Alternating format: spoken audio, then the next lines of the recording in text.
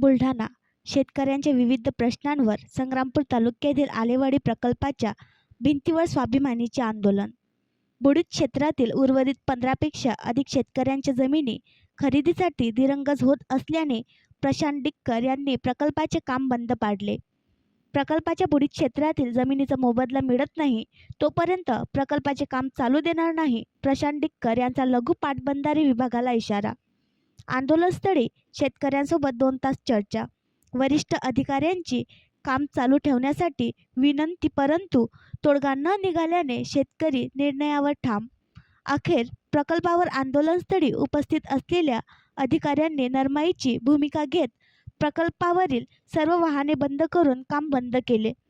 प्रकल्प पूर्ण व्हावा ही आमची भूमिकाच, पण शेतकऱ्यांवर कदापि अन्याय सहन करणार नाही, प्रशांत डिक्कर. आणखी नवीन व्हिडिओ पाहण्यासाठी आमच्या देशमुख एक्सप्रेस न्यूज चॅनलला सबस्क्राईब करा, लाईक करा आणि शेअर करा.